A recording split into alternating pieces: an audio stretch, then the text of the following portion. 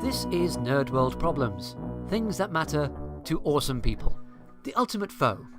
The concluding 2 episodes of the season were intended to finally bring this 14-week trial to a climax, with the Master hijacking the trial from within the Matrix to obtain the secrets of the Time Lords and blackmail the High Council to hand over power to him. Also, for good measure, he drops the bombshell revelation that the Valeyard, the Doctor's prosecutor throughout the season, who has changed the charge of the trial in more or less every episode, is in fact a future incarnation of the Doctor himself, an amalgamation of his dark side.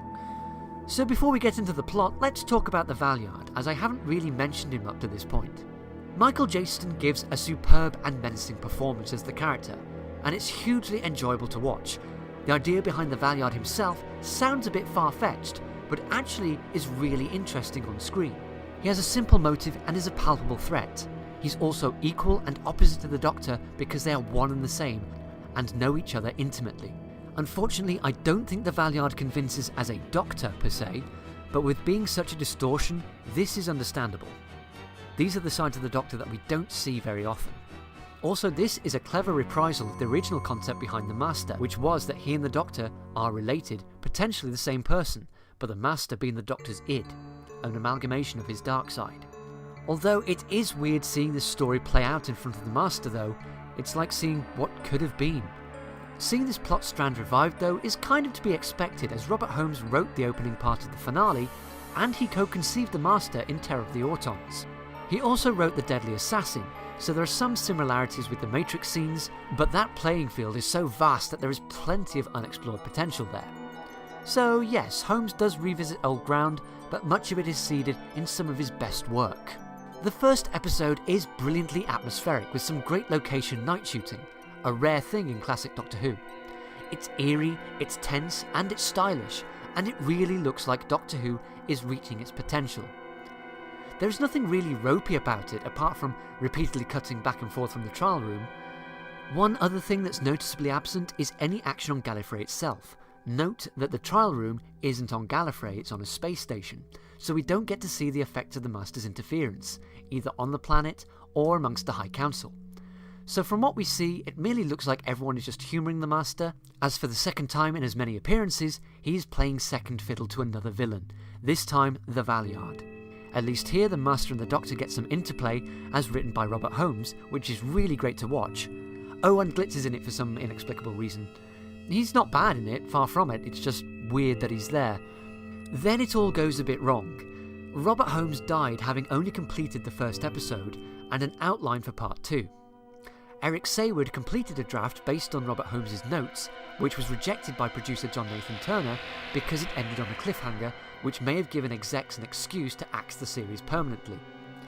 An already stressed out Sayward quit the series, taking both his and Robert Holmes' script with him, and forbade the production team to use any details from it. I wanted to avoid going into behind the scenes issues beyond the hiatus, because this is meant to be an objective look at the output, but this explains why part 2 is such an underwhelming resolution to part 1. Pip and Jane Baker were drafted in at the last minute to conclude the story. To be fair, it isn't bad, it isn't terrible at all. It is, however, an underwhelming resolution to the setup of part 1, with a marked difference in quality and also tone. Much of this final episode is chock full of exposition and convoluted dialogue. You can tell it was very prescriptive, with them having to explain the Valeyard, explain his plan, get rid of him, use the Master, develop his plan and get rid of him, and Glitz, have the Doctor save the day and conclude the trial, and finally not use any ideas from Robert Holmes or Eric Sayward.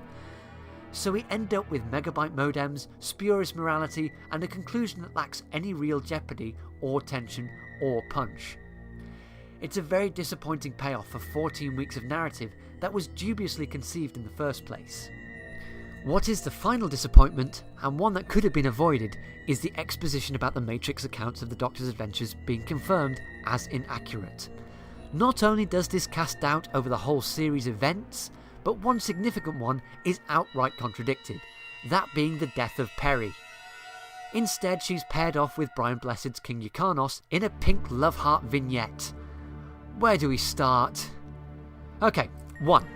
It's barely believable that in most favourable of circumstances that this would happen. 2. The Time Lords knew the whole time, kept the truth from the Doctor, and tried him based on the information they knew was false, only choosing to explain otherwise at the very end. 3. If they knew the information was false, why did the trial continue on that basis? For most of this you can probably pass it off with the Valeyard did it. However, retconning possibly the most dramatic highlight of the series looks like John Nathan Turner bottling it at the very last moment, or given a second chance to bottle it and doing so. It seems to confirm that the show itself had lost its nerve and confidence, which may have tried the patience of many of its viewers. Despite all of what I've said, good and bad, I find most of Trial of the Time Lord quite enjoyable. Most. It is far from perfect. The quality of the storytelling is generally not as strong or interesting as the previous season, but it is enjoyable and entertaining with some really good moments. I feel it's probably more forgivable in hindsight, looking at it as its own thing rather than current Doctor Who. I can imagine how some people would be disappointed after following the series week on week, episode by episode, with how it all unfolded and inevitably concluded.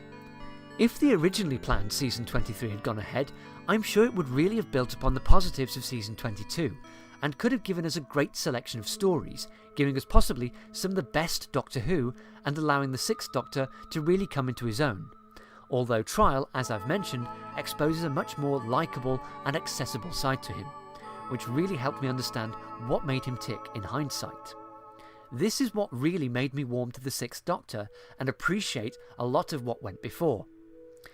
But sadly it wasn't to be. Whilst the series has been revived by Big Finish's Missing Stories range, and I recommend you giving it a listen if nothing else but to satisfy curiosity, there was a bump in the road and effects of that are apparent. But all things considered, it could have been far worse. It could have also been a lot better too, but we'll never really know what we never had. Unfortunately, it seems that this era of Doctor Who is remembered and sadly maligned for what we didn't get, and the weaker sides of what we did get than its merits. There is a lot of good stuff here. This is possibly some of the best Doctor Who. Most people will continue to regard it as the era that could have ended Doctor Who. But in fact, this is the era of Doctor Who that was simply ended by personal disinterest from powers high up. As a result, this shook the confidence of the programme in the public eye. When the cancellation was announced, news reports were accompanied by the scenes with the Merca from Warriors of the Deep. Less than flattering moment, but Doctor Who has had plenty of those and got away with it. Also Lytton getting his hands crushed in Attack of the Cybermen. But really, what had changed? Less than 10 years earlier, we were seeing Kondo's guts explode out of his chest in the brain of Morbius, and giant fluffy rats in the talons of Weng Chiang, which are from two of Doctor Who's most acclaimed stories. But the public, and definitely Michael Grade, was a lot less forgiving, as if overcome by a nationwide Jedi mind trick, and that seems to have stuck somehow. The forced ejection of the leading actor from the series, through no fault of his own, seems to lead to some putting two and two together and tarnishing the reputation of a whole era. If you go in expecting it to be awful, then yes, it's going to come as no surprise if you struggle to get past the first episode of Time Lash. However, if you approach a story like Vengeance in Varos or Attack of the Cybermen with an open mind, you will be pleasantly surprised. But there are some who may genuinely not enjoy this era or the direction the series was going in, which is fine. Believe it or not, some people dislike the Tom Baker era. Personally, I really enjoyed the Sixth Doctor. Colin Baker and the production team were trying something new, which has to be admired in a series that was over 20 years old. They had a game plan, and it was something that the series at that stage needed. It was just never given the chance to play out by people that neither watched the show nor cared about its future or lack of. My message to anyone watching this is if you haven't seen it, give it a go. Start with Vengeance on Varos. It takes a while to get going, but the quality is on par to any modern drama. If you have seen it, give it another go. Forget your preconceptions and the behind-the-scenes drama and just try to enjoy it. Once you get into the stride, in its own way the Sixth Doctor's era is one of the best. It's not perfection, but then again, Inferno has already been made. Also, this wouldn't be an analysis of the Sixth Doctor if I didn't mention Big Finish.